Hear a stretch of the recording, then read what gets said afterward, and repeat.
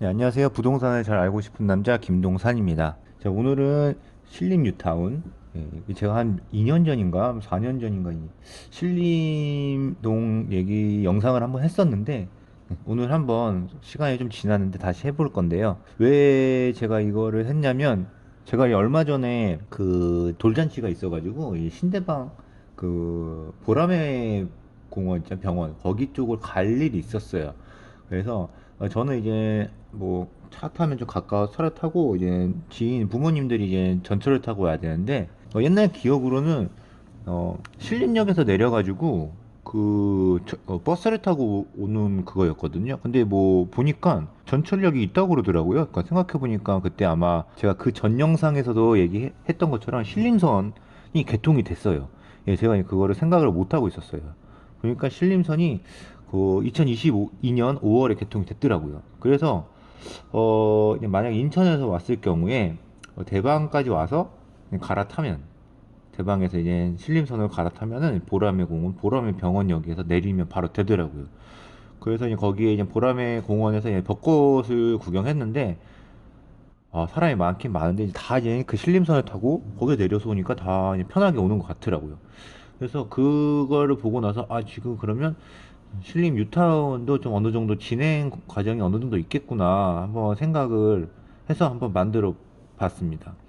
저도 예전에 신림 3구역을 매수했다가 매도했었어요.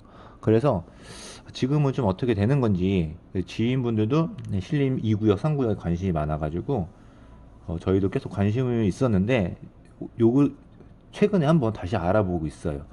그래서 알아보다가 금매가 나왔어요. 예, 금매가 나왔는데 그거에 대해서는 금매 뭐 금액에 대해서는 좀 뒷부분에 가서 얘기를 해보고 뭐 간단하게 이제 신림 뉴타운에서 설명을 간단하게 한번 해볼게요. 몇 년이 지났으니까. 우선 신림 뉴타운은 신림 1구역, 2구역, 3구역이 있어요. 보시면 대충 위치가 이렇게 돼 있어요. 그래서 지금 그 신림선이 개통됐으니까 서울대 벤처타운역에서 제일 가까워요. 이렇게 위치가 돼 있고요. 보면은 1구역이 제 역이랑 가깝고 그다음에 2구역, 3구역 이렇게 돼 있어요. 신림 뉴타운은 우선은 6천 가구 이상이 들어올 예정입니다. 1구역이 가장 크고요. 2구역, 3구역 순으로 돼 있어요. 그리고 신림선 개통했죠. 이게 원래 호재였는데 개통이 됐어요. 그래서 지금 뭐 1호선, 2호선, 7호선, 9호선까지 다 환승이 가능해요. 그래서 전에 가장 호재는 여의도로 출근할 수 있고 2호선 타고 또 강남으로 갈 수도 있고 그 주변에도 이제 뭐 조금 바로는 아니지만 직장과 연결될 수 있는 교통이 아주 많이 개선이 되고 있어서 호재가 있었다 했는데 신림선이 개통이 됐으니까 이제 더 이용이 편하겠죠. 아직 뉴타운이 결성이 안 됐기 때문에. 그리고 신림 봉천 터널 전철이 아니라 이제 뭐 그 자동차를 타고 하는 건데 이것도 예정이 되고 공사를 하고 있어요. 그래서 이제 신림이 이제 관악구 안에 들어가 있는데 관악구 전체의 호재도 많이 있더라고요. 그래서 뭐 난곡선 연장되고 뭐 그리고 서부선이 연장되고 그렇게 되면은 교통이 이게 신림이 원래 지금 옛날 빌라촌이다 뭐 그런 무허가 건물이 진짜 많고 약간 조금 이미지가 그랬는데 거의 6천 세대가 들어오면은 그리고 교통이 이렇게 돼버리면은 거의 미니 신도시급으로 바꾸는 거예요. 규모도 규모지만 교통도 이렇게 돼버리면은 여기서 출근하기 시간이 오래 안 걸리잖아요. 그러면 살기도 좋고 어차피 또 새 아파트고 하니까 인기가 되게 많고 좀 미래적으로 보면 좋을 것 같아요. 지금 아무리 뭐 부동산이 폭락한다, 뭐 침체기다 하지만 뭐 그럴 수도 있어요. 예, 그렇게 될 것 같기도 한데 그래도 어쨌든 내가 돈이 있고 어차피 집을 마련해야 될 것 같으면 여기서 좀 좋아질 동네에 들어가는 거는 나쁘지 않죠. 예, 좋을 거예요. 예, 다들 그러고 싶을 텐데 그래도 이제 좀 생각이 다를 수 있으니까 그래서 참고만 한번 해보시면 좋을 것 같아요. 예, 신림이 지금 1구역, 2구역, 3구역이 있는데 이제 구역마다 좀 다 한꺼번에 하는 게 아니라 달라요. 어떤 구역은 무슨 단계고 어떤 구역은 지금 시작도 안 했고 어떤 구역은 좀 진행이 되고 있고 있는데 구역마다 간단하게 보시면 이게 어떤 이렇게 진행이 되는 거예요. 중간에 몇 개가 좀 빠지긴 했는데 전체적으로 보면은 지금 보면은 신림 3구역이 저번에도 영상에 말했던 것처럼 진행 속도가 제일 빠르죠. 예, 재개발은 속도다. 그래서 뭐 재개발 이 오래 걸리는 건 10년 이상 걸리니까 지금 3구역은 이미 다 철거가 됐고 착공을 하고 있는 걸로 알고 있고 2구역은 이주를 시작하고 있어요. 아직은 거의 이주가 거의 됐는데 아직은 조금 더 안 된 것 같아요. 그리고 1구역. 자, 이 신림 1구역은 좀 문제가 많았어요. 문제가 많았는데 지금 건축심의가 통과가 됐다고 하더라고요. 그래서 1구역에 대해서 한번 좀, 왜냐면 1구역이 안 됐기 때문에 그 가장 큰 지역이잖아요. 세대도 많이 들어오고. 그래서 1구역이 돼야지 뉴타운이 형성이 되는 그 큰 그림이 있는데 그게 안 되다가 이제 됐기 때문에 1구역을 조금 한번 봐볼게요. 자, 1구역은 뉴타운의 72% 정도 차지가 된다는 게 가장 큰 거고 4,000세대 이상이에요. 네, 정확히는 나와 있는데 4,000세대 이상이면 무조건 대단지죠. 요거 하나만으로 대단지예요. 근데 이게 왜 좀 지지부진됐냐면 어떤 뭐 이해관계가 있겠지만 무허가 건물이 되게 많아요. 네, 무허가 건물이라는 뭐냐면 그냥 땅 그냥 뭐 허가가 그냥 불법으로 되는 거죠. 예, 불법으로 돼 있는데 땅이 아니라 건물만 그냥 지어가지고 그냥 사는 거예요. 그래서 이 무허가 건물에 사시는 분들이 있어요.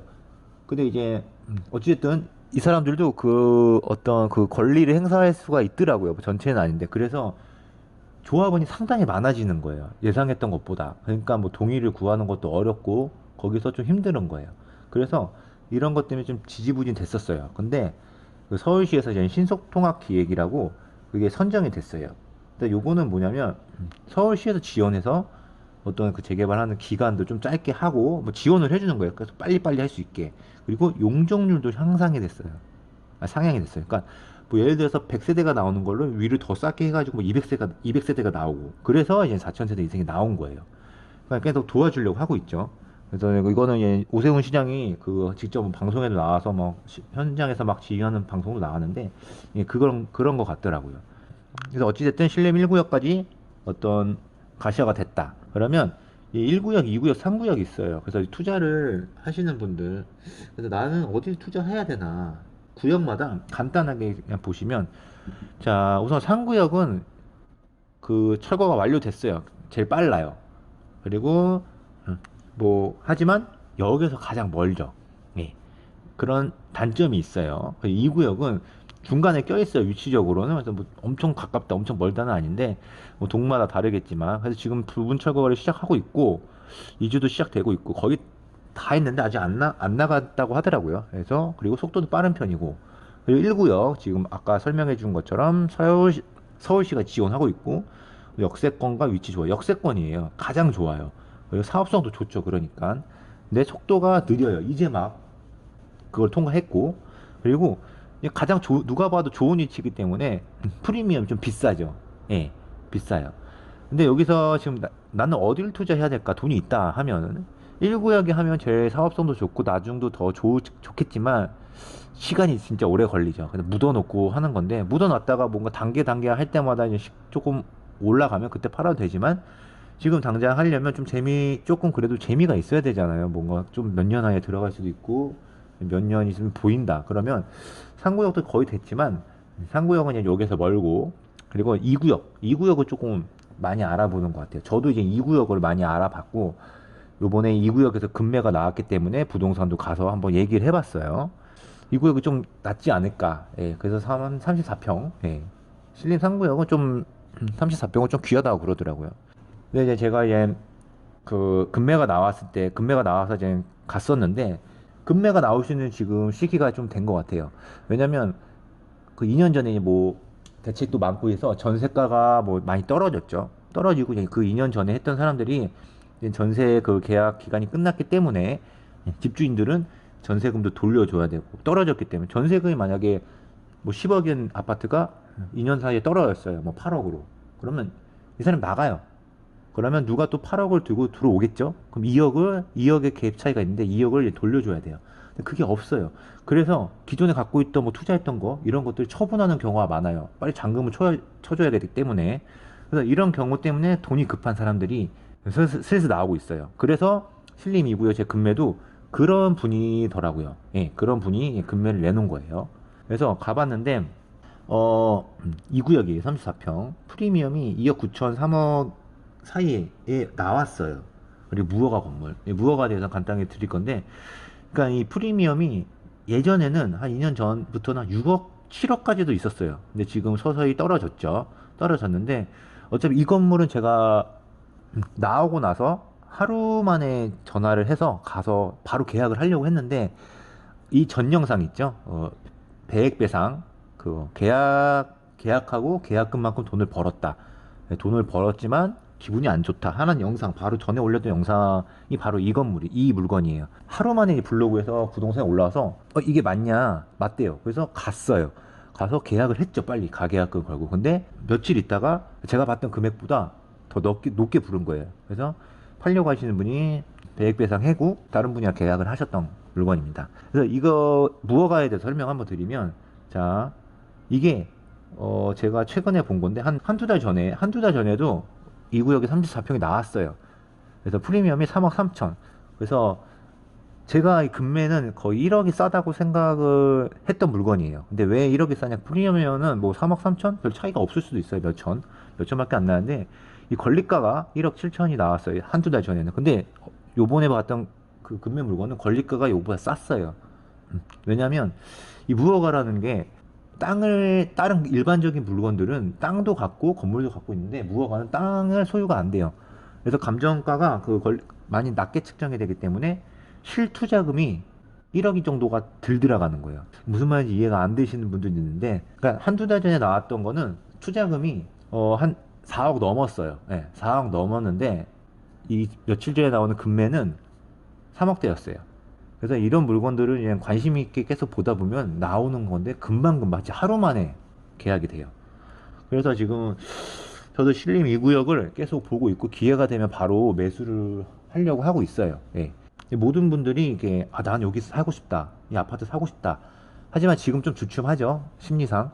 근데 계속 주기적으로 부동산 블로그도 보고 이 지역에 물건 나온 것도 계속 보고 금매 물건이 나오면 빠른 상황이 파악이 돼야 돼요. 예를 들어서 1억이 싸게 나왔어요. 근데 이게 1억이 싼 물건인가? 무슨 문제가 없는 걸까? 왜 이렇게 싸게 나왔지? 의심도 해보고 전화를 해서 계속 정보를 교환하고 그리고 상황 파악이 됐으면 빨리 계약. 그래서 어느 정도 자금을 확보하고 있는 상태.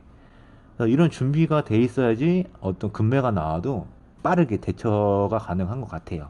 네, 그래서 지금 저도 이제 이 구역을 많이 보고 있는데 지금 한 2년 동안은 거의 좀 아무것도 못 했거든요. 예, 뭐 다주택자기 때문에 뭐 대출도 그렇고 갖고 있는 거 팔지도 못하고 세금 때문에 그러다가 이제 슬슬 금매가 좀 나오는 것 같아요. 아까 말씀드렸던 이유로. 그래서 지금이 조금 그런 거에 관심을 가지면 이거보다 더 떨어지겠지 하는 생각이 들 수도 있어요. 하지만 진짜 밑바닥에서 사는 거는 제일 좋지만 그래도 뭐 지금 정도 사도 내가 이 정도 가격에 사도 괜찮겠다라는 거는 본인들이 기준을 세우고 계신 분들이 있을 거예요. 그래서 그 기준에 좀 왔다 갔다 했을 때 어떤 좋은 결정을 해서 좀 만족스러운 투자를 하셨으면 좋겠습니다. 네, 지금까지 부동산을 잘 알고 싶은 남자 김동산이었습니다. 자, 즐거움하셨다면 구독, 좋아요 부탁드려요.